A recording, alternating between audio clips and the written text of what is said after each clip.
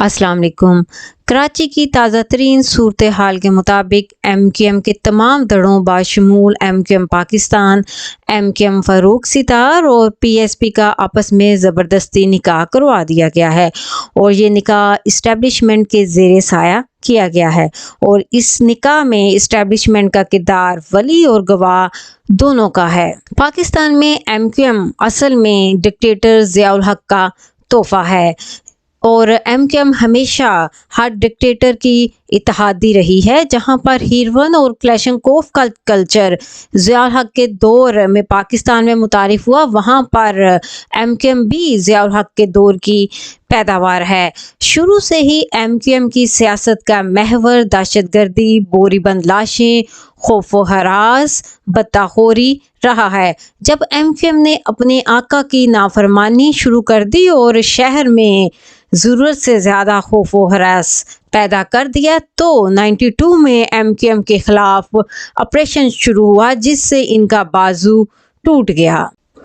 जब डिक्टेटर मुशर्रफ इक़्तिदार में आया तो उसने अपनी ज़रूरत के तहत MQM को दोबारा से सियासत में ज़िंदा किया।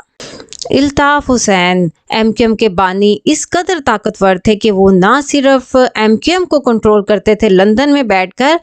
बल्कि उनके एक हुक्म से पूरे शहर के कारोबार ज़िंदगी को मफलूज कर दिया जाता था और उनके कहने पर पूरा शहर बंद कर दिया जाता था।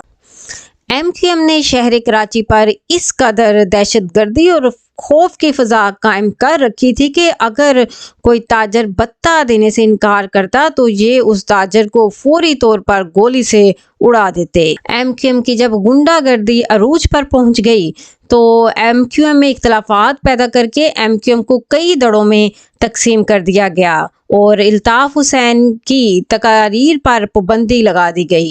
इसके बाद कराची के हालात मामूल पर आने शुरू हुए। अब MQM के तमाम दड़े दोबारा से इस्टेब्लिशमेंट की छतरी तले इकट्ठे होना शुरू हो गए हैं। इस्टेब्लिशमेंट की तरफ से ऐलान किया गया था कि इस्टेब्लिशमेंट का अब सियासत में कोई किरदार नहीं होगा। तो अगर इस्टेब्लिशमेंट का सियासत में अब कोई किरदार नहीं है तो फिर MQM को कौन इकट्ठा कर रहा है और एक मरतबा फिर लूट मार की शराकतदारी का निज़ाम कराची में शुरू होने वाला है। इस्टेब्लिशमेंट की छतरी तले इकट्ठा होने से पहले ये रहनुमा एक दूसरे पर संगीन इल्ज़ामात की बुछाड़ करते थे और मुस्तफ़ा कमाल ने तो खालिद मकबूल को रॉ का एजेंट तक डिक्लेयर कर दिया था और मुस्तफ़ा कमाल ने इंकशाफ किया था कि खालिद मकबूल 2000 में इंडिया गए और इंडिया जाकर उन्होंने अपना पाकिस्तान का पासपोर्ट फाड़ दिया और फिर इंडिया ने इनको डिप्लोमेटिक पासपोर्ट जारी किया और वो इस पासपोर्ट पर इंडिया से अमेरिका चले गए। मुस्तफ़ा कमाल तो MQM को मुहाजिरीन का बुपारी भी बोलते रहे और वो अक्सर कहा करते थे कि हमने MQM को दफन करना है और MQM को ज़मीन बोझ करना है। माज़ी करीब में वसीम अख्तर मुस्तफ़ा कमाल को गद्दार बोला करते थे और वो कहा करते थे कि मुस्तफ़ा कमाल गद्दार से भी बढ़कर हैं। वसीम अख्तर के फ़ारूक सितार के बारे में भी अच्छे ख्यालात नहीं थे और वसीम अख्तर फ़ारूक सितार को पार्टी को तितर बितर करने का इल्ज़ाम लगाया करते थे। एक अरसे तक MQM के मुख्तलिफ दड़े एक दूसरे के खिलाफ बयानात देने एक दूसरे के मुखालिफ रहने के बाद आखिरकार तीसरे हाथ की बदौलत इकट्ठे हो चुके। नाजरीन, इस्टेब्लिशमेंट के साए में आते ही खालिद मकबूल सदीकी ने गिरगिट की तरह अपना रंग बदल लिया है और वो अपनी पुरानी रविश पर चल पड़े हैं और उन्होंने एक स्टेटमेंट दी है जिसके मुताबिक खालिद मकबूल ने कहा है कि अगर हमने इलेक्शन ना लड़ा तो शहर में कोई इलेक्शन नहीं होगा, अगर इंसाफ ना हुआ तो हम अमन की जमानत नहीं दे सकते। खालिद मकबूल सदीकी धमकी दे रहे हैं कि अगर इलेक्शन वो जीत ना सके तो फिर वो शहर में बदअमनी पैदा करेंगे और وہی کام جو کئی دہائیوں تک کرتے رہے وہ دوبارہ سے کرنا شروع کر دیں گے۔ قتل و غارت کا بازار کراچی میں گرم کر دیا جائے گا۔ اور آپ کو میں بتاتے چلتی ہوں کہ ایک وقت تھا جب کراچی میں الیکشن ہوتے تھے تو MQM ڈنڈے کے زور پر اپنے نام کا ووٹ ڈلواتی تھی، یہ شہریوں کو ہراساں کرتی تھی کہ صرف اور صرف ہم کو ووٹ ڈالا جائے۔ وہ لوگ جنہوں نے ملک کی حفاظت کا بیڑا اٹھایا ہے اور انہوں نے حلف دیا ہے کہ وہ ملک کی حفاظت کریں گے، آج انہی لوگوں کے ہاتھوں MQM دوبارہ سے شہر کراچی کا امن تباہ کرنے جا رہی ہے۔ سندھ کے بلدیاتی الیکشن کے حوالے سے الطاف حسین کی ایک ویڈیو بھی وائرل ہے۔ جب سے عمران خان کی حکومت گئی ہے اور سندھ میں MQM کو دوبارہ سے اکٹھا کرنے کی کوششیں کی جا رہی ہیں، تب سے الطاف حسین کا جو پٹا تھا وہ بھی کھول دیا گیا ہے۔ اس لیے اکثر اور بیشتر ان کی جو ویڈیوز ہیں وہ سوشل میڈیا میں دیکھنے کو ملتی ہیں۔ انہوں نے اپنی حال ہی میں ایک ویڈیو جاری کی جس میں الطاف حسین نے 15 جنوری کے بلدیاتی انتخابات کے بائیکاٹ کا اعلان کیا ہے۔ الطاف حسین انڈیا کے نیشنل ٹی وی پر بیٹھ کر بندے ماترم بھی گنگناتے رہے ہیں اور یہ مودی سے آزاد کشمیر کو پاکستان سے آزاد کرانے اور سندھ کو بھی پاکستان سے آزاد کرانے کے لیے مدد مانگتے رہے ہیں۔ MQM نے ایک بار دوبارہ سے ڈرامے بازیاں شروع کر دی ہیں اور MQM نے حکومت سے علیحدگی کے بارے میں سوچنا شروع کر دیا ہے اور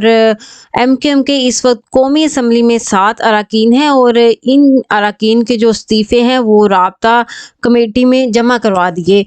گئے ہیں۔ اس سے پہلے بھی MQM اس طرح کی نوٹنکیاں کرتی رہی ہے اور ان کا مقصد صرف اور صرف حکومت وقت سے اپنے مطالبات منظور کروانا ہوتا ہے اور اپنے مطالبات منظور کروانے اور حکومت کو بلیک میل کرنے کے لیے ایک دم سے MQM کو مہاجر کارڈ اور کراچی کے مسائل یاد آنے شروع ہو جاتے ہیں اور جیسے ہی ان کے ذاتی مفادات کا مطالبہ مرکزی حکومت سے منظور ہو جاتا ہے یہ ایک دم سے چپ سادھ لیتے ہیں۔ اور MQM کا اس بار بھی علیحدگی والا